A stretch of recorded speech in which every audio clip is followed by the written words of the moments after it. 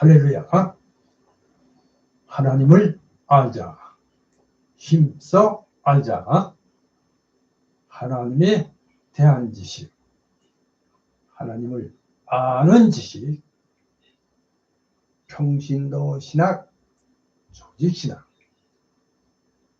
오늘은 인재론으로 죄의 상태, 이렇게 제목을 올려드립니다. 예, 작은 제목으로 기원, 전가, 본질, 이렇게 세 가지가 되겠습니다. 성경 말씀은 로마서 5장 12절 말씀이 되겠습니다. 예, 저는 어려서부터 호기심이 많은 아이였습니다. 그래서 그런지 이런저런 여러 가지 의문들을 끊임없이 생각해 내곤 해서 그렇습니다. 자, 죄로 인하여 죄인으로 타락한 인류에 대해서 의문이 들어 많은 생각을 하였습니다. 그러나 그 의문은 좀처럼 풀리지를 않고 저희 뇌리에서 사라지지를 않고 자리를 잡았습니다. 그러던 중 성인이 된 후 어느 날인가 성경을 읽던 중에 바로 이 말씀을 읽게 되었습니다. 자, 말씀이 이러합니다. 성경을 알아나니 성경은 능히 너로 하여금 그리스도 예수 안에 있는 믿음으로 말미암아 구원에 이르는 지혜가 있게 하느니라. 모든 성경은 하나님의 감동으로 된 것으로 교훈과 책망과 바르게 함과 의로 교육하기에 유익하니 이는 하나님의 사람으로 온전하게 하며 모든 선한 일을 행할 능력을 갖추게 하려 함이라. 디모데후서 3장 15절에서 17절의 말씀으로 사도 바울이 사랑하는 제자 디모데에게 한 서신서에서의 말씀입니다. 바로 이 말씀을 근거해서 성경에서 그 의미를 알았습니다. 자, 오늘은 기독교 믿음의 근간이라고 할 수 있는 조직 신학에서 가르치는 조직 신학 인재론으로 죄의 상태, 그래서 기원, 전가, 본질, 이 세 가지에 관한 진리를 알아봅니다. 자, 죄에 관하여 성경은 도덕적 행위를 죄로 여기며 또한 하나님의 율법을 어기는 것을 죄라고 명백히 가르치고 있습니다. 자, 그러면 사람은 어떠한 경로로 하나님의 율법을 어기고 죄인이 되는가? 또한 이 문제에 대하여 성경이 계시하는 것은 무엇인가? 자, 물론 이 교리 역시 실제적으로나 교리적으로나 고귀한 가치를 가진 진리임에는 틀림이 없으며 신구약 성경에 명백히 기초하고 있음도 물론입니다. 자, 그러므로 인간의 이 구조에 관한 이 교리 역시 성경 이외에 다른 사료로서는 배울 수가 없고 다만 신앙으로서만 받아들일 수 있다는 것을 거듭 말씀을 드리면서 오늘의 말씀을 시작합니다. 자, 그럼 먼저 1번입니다. 1. 죄의 기원. 이렇게 제목을 올려드립니다. 자, 작은 1번입니다. 먼저는 천사의 타락입니다. 자, 죄는 최초로 지상에서 생긴 것이 아닙니다. 그러니까 하늘, 하나님의 세계에서, 즉 하나님의 직접 면전에서 그의 보좌 앞에서 일어났습니다. 즉 본래 선악의 징을 받은 피조물인 어떤 천사가 교만한 마음을 먹고, 디모데후서 3장 6절입니다. 하나님보다 높아지려고 자기 지위를 떠남으로써 비롯되었습니다. 이에 대해서 베드로후서 2장 4절, 유다서 1장 6절 참조하시기 바랍니다. 자, 이 범죄하고 타락한 천사가 바로 사단입니다. 요한 1서 5장 8절 말씀입니다. 자, 여기까지고요. 그 다음에 두 번째입니다. 작은 2번. 자, 인류의 범죄. 이렇게 작은 제목으로 말씀드립니다. 역시 성경에 의하면 인류 역사의 이 죄의 기원은 낙원, 그러니까 에덴 동산에서 시조 아담이 시험을 받아 범죄함으로 말미암았습니다. 이에 대해서 창세기 3장 16절 참조하시기 바랍니다. 자, 이렇게 최초의 죄는 낙원에 있었던 아담과 하와의 범죄의 결과로 세상에 들어온 것입니다. 자, 이 최초의 범죄는 뱀의 형태로 가장한 사단의 유혹으로 인해 발생된 것이죠. 사단은 인간의 마음속에 의욕과 불신의 씨를 뿌렸던 것입니다.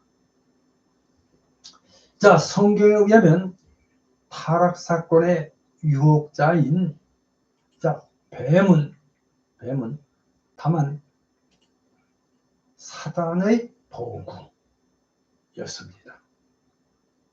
요한복음 8장 44절, 로마서 16장 20절, 여러 말씀들을 참조하시기 바랍니다. 자, 최초의 죄는 인간이 선악을 알게 하는 열매를 따 먹은 것에 있습니다.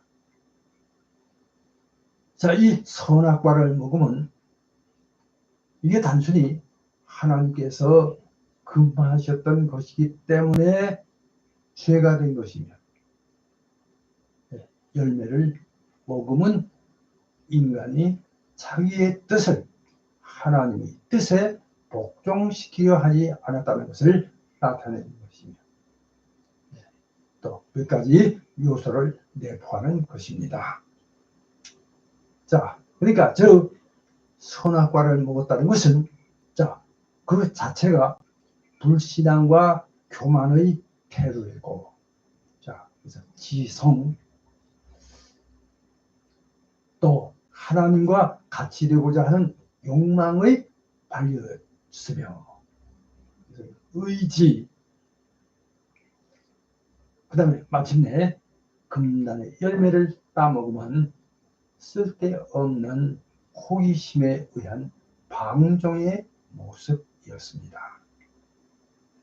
감정, 이렇게 말씀을 드립니다. 예, 이는 아담과 하와가 하나님의 명령에 불순종하고 반역한 중대한 범죄 행위입니다. 창세기 2장 16절에서 17절 참조하시기 바랍니다. 예, 그 결과로 인간은 엄밀한 의미로 봅니다. 하나님의 형상을 상실하고 전적으로 타락하여 사망의 지배에 있게 되고 말았습니다. 이에 대해서 창세기 3장 19절, 로마서 5장 12절, 그리고 6장 23절 참조하시기 바랍니다. 자, 그러면 2번입니다. 큰 2번. 자, 두 번째는 죄의 전가, 이렇게 제목을 올려드립니다. 예, 인류 생활에 있어서의 죄입니다. 로마서 5장 12절 맞습니다. 그러므로 한 사람으로 말미암아 죄가 세상에 들어오고 죄로 말미암아 사망이 들어왔나니 이와 같이 모든 사람이 죄를 지었으므로 사망이 모든 사람에게 이르렀느니라. 로마서 5장 12절 맞습니다. 자, 그러니까 첫 사람 아담은 전 인류의 머리이자 그의 모든 후손의 대표입니다. 자, 그러므로 아담의 죄책과 부패는 그의 모든 후손인 전 인류에게 그대로 옮겨졌습니다. 그래서 이걸 전가라고 합니다. 자, 여기서 죄책이란 도덕적 과실입니다. 즉 오염이 아니라 공의를 만족시킬 법적 책무를 의미합니다. 할렐루야. 자, 이제 하나님은 대표의 원리에 의해서 아담의 죄를 그 후손의 죄로 여기십니다. 그래서 모든 사람이 죄를 지었다. 이 말은 아담의 최초 범죄에 모든 사람이 참여하였음을 말합니다. 로마서 5장 12절 참조하시기 바랍니다.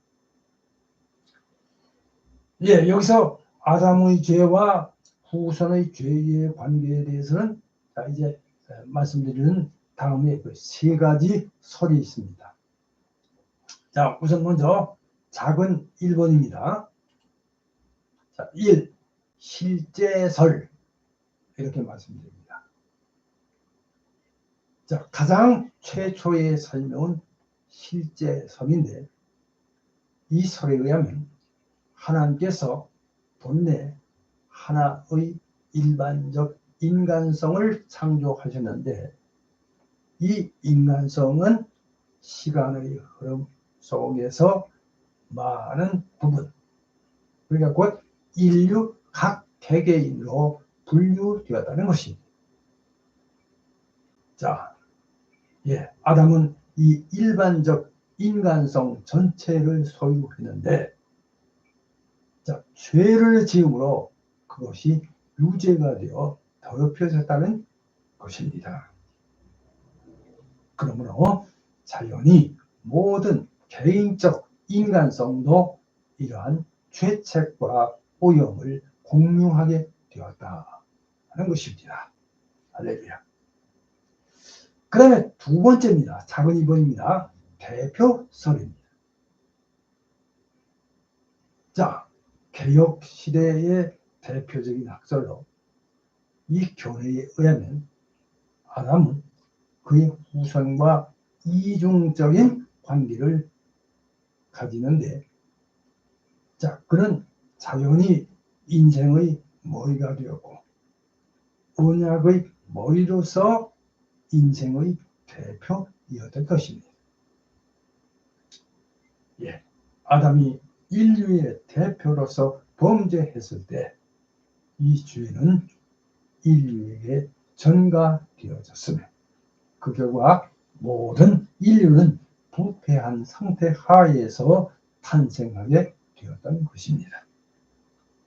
예, 이 학설이 우리 개혁주의의 일반적 견해입니다. 그 다음에 한 가지 더, 세 번째는 간접 전가설입니다. 이 이론은 그리 잘 알려져 있지는 않는 것이지만 아담의 죄책은 직접적으로 우리에게 관계되지 않는다고 주장합니다. 그래서 아담의 부패는 그의 후손에게 전가되며 이 부패성은 인간들을 개인적으로 죄되게 만들어나가는 것입니다.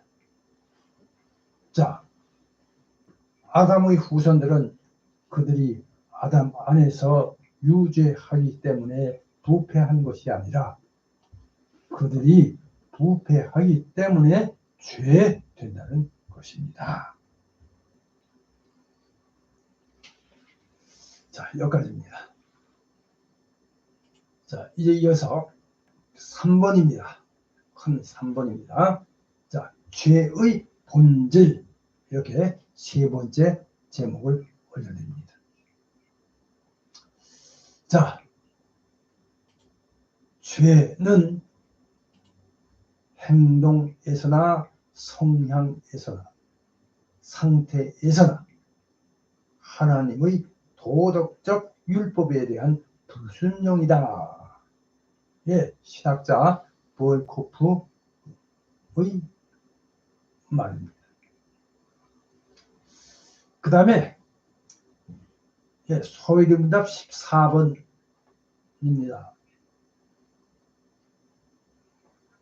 죄는 하나님의 법을 순종함에 부족한 것이나 혹은 어기는 것이다. 소위문답 14절. 자, 이렇게 말씀을 드리면서 이제 성경적인 죄관을 다음 몇 가지로 말씀을 드립니다. 자, 우선 첫째로 작은 1번입니다. 죄는 특별 악이다. 자, 오늘날의 많은 사람들은 악이란 말 대신 죄란 말을 많이 사용합니다. 근데 사실 이 죄란 말은 특별한 의미가 있습니다. 그러니까 즉 인간이 직접 책임을 지고 인간을 정죄의 선고 아래 두게 하는 도덕적 악인 것입니다. 그 다음에 두 번째는 죄는 절대적 성질을 가진다. 자, 죄의 본질은 악의 일종, 즉 인간이 책임져야 할 도덕적 악을 나타내는 것으로 이로 말미암아 인간은 정죄하에 놓이게 된 것입니다.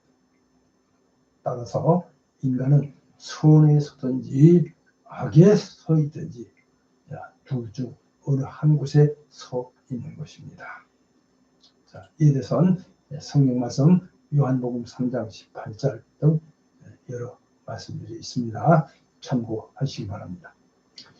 자, 그래서 이렇게 선과 악은 서로의 대조적입니다. 네, 그 가운데 중립지대는 결코 존재하지 않는다는 것입니다. 할렐루야. 자, 그 다음에 세 번째가 되겠습니다. 작은 3번입니다.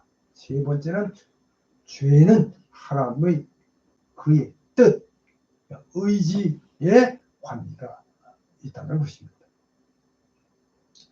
자, 우리는 죄를 단순히 이웃에 대한 잘못으로 간주하는 경향이 있으나 이는 그 요점을 제대로 이해하지 못한 것이라고 할 수 있습니다. 그것은 하나님의 뜻에 완전히 어긋날 때만 죄라고 할 수 있기 때문입니다. 자, 죄란 불법이며 하나님의 율법에 대한 복종의 결렬이며 신적 율법에 대한 불일치가 바로 죄입니다. 이에 대해서 성경 말씀 로마서 1장 32절 등 여러 말씀들이 있습니다. 이를 참고하시기 바랍니다. 자, 그 다음에 네 번째는 죄는 죄책과 오염을 내포하고 있습니다. 자, 죄란 인간으로 하여금 형벌에 빠뜨리게 하는 죄책. 자, 로마서 3장 19절, 5장 18절, 에베소서 2장 3절입니다. 선천적 부패성 또는 도덕적 오염이라 이렇게 정의할 수가 있겠습니다. 자, 여기서 전자는 범죄의 객관적 결과로서 하나님의 공의에 대한 관계를 표현하고 후자는 범죄의 주관적 결과로서 그의 거룩에 대한 관계를 가르칩니다. 이에 대해서 욥기서 15장 14절에서 16절 참조하시기 바랍니다. 따라서 모든 인간은 아담 안에서 죄가 있으므로 부패한 성질을 가지고 태어납니다. 성경 말씀 욥기서 14장 4절 등 여러 말씀들이 있습니다. 참고하시기 바랍니다. 자, 그 다음에 다섯 번째입니다. 다섯 번째는 죄는 그 자리를 마음에 두고 있다는 것입니다.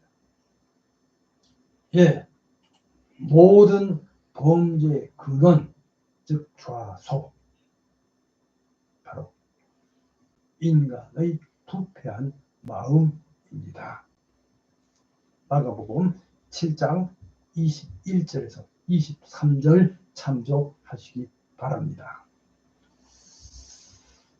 자, 죄는 인간의 마음의 그 좌소, 즉 처소를 가지고 있으므로 이 중심에서부터 지, 정, 의, 즉 인간 전체에 영향을 미치며 육체를 통해 나타납니다. 이에 대해서 성경 말씀 잠언서 4장 23절 등 여러 말씀들이 있습니다. 참고하시기 바랍니다. 자, 그 다음 마지막으로 여섯 번째입니다. 여섯 번째는 죄는 외부적인 행위만이 아니라는 것입니다.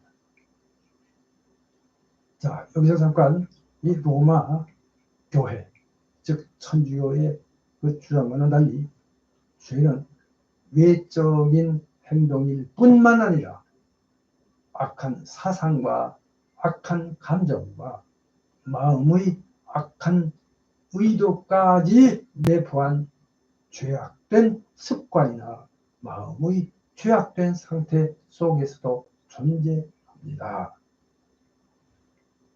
이에 대해서 성경 말씀 마태복음 9장 22절 28절 로마서 7장 7절 갈라디아서 5장 17절 24절 이렇게 참고하시기 바랍니다.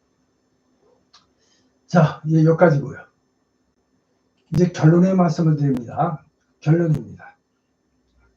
자, 이렇게 이상 인재론으로 죄의 기원과 전가 그리고 본질에 관하여 알아봤습니다. 예, 물론 역시 여러 가지 특성을 내포하고 있기에 이 교리 역시 신앙의 위대한 신비 중 하나로 인간의 이해를 훨씬 초월하고 있다는 것입니다. 자, 물론 이와 같은 교리는 성경 이외에 그 어떤 다른 사교에서는 배울 수가 없고 오직 신앙에 의해서만 받아들일 수 있다고 하겠습니다.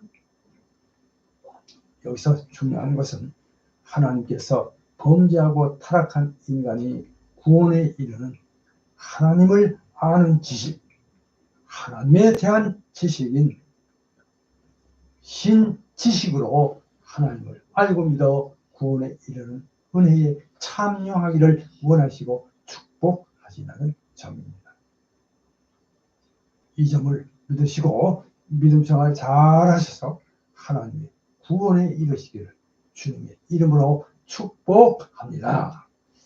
자, 이제 생각해보기 오늘은 두 가지 제안해 드립니다. 자, 먼저 첫째로 1번 하나님께서 죄의 존재를 허용한 까닭을 생각해 보시기 바랍니다. 두 번째는 하나님은 어떻게 죄를 허용하시는가를 로마서 9장을 참조하시고 생각해 보시기 바랍니다. 이제 다음 시간에는 더 좋은 말씀으로 함께 하겠습니다. 기도합니다.